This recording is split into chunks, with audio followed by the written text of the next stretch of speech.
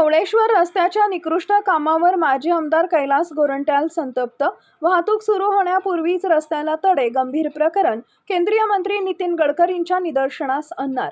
जालना शहरातील ढवळेश्वर परिसरात सुरू असलेल्या रस्त्याच्या कामाच्या सुमार दर्जावरून माजी आमदार कैलास गोरंट्याल यांनी संतप्त प्रतिक्रिया व्यक्त केली आहे। राजूर चौफुली उड्डाणपुलापासून ढवळेश्वरकडे जाणाऱ्या सिमेंट रस्त्यांचे नवीन काम सध्या सुरू असून काम पूर्ण होण्यापूर्वीच पावसाने रस्त्याची खडी उघडी पडून ठिकठिकाणी खड्डे पडत असल्याचा आरोप गोरंट्याल यांनी केला आहे। सदर रस्ता महानगरपालिका हद्दीत येत असला तरी हे विकास काम सार्वजनिक बांधकाम विभागाच्या वतीने करण्यात येते। मात्र पावसामुळे रस्त्याची खडी उघडी पडली असून वाहतूक सुरू होण्यापूर्वीच रस्त्याला तडे जात असल्याने कामाच्या दर्जावर गंभीर प्रश्नचिन्ह निर्माण झालेत, असं गोरंट्याल म्हणाले।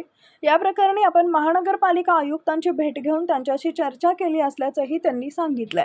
तसेच या रस्त्याच्या निकृष्ट कामाचा मुद्दा केंद्रीय मंत्री नितीन गडकरी यांच्यासमोर मांडणार असल्याचं गोरंट्याल यांनी स्पष्ट केलं। दरम्यान शासनाच्या निधीचा गैरवापर होतोय का? विकास कामांच्या नावाखाली भ्रष्टाचार केला जातोय का? कमिशनच्या नावावर खातूरमातूर कामं केली जात आहेत का? असे गंभीर प्रश्न या रस्त्याच्या कामामुळे उपस्थित होत असून संबंधित यंत्रणेनं कामाच्या दर्जाची तातडीने चौकशी करावी अशी मागणीही करण्यात येते।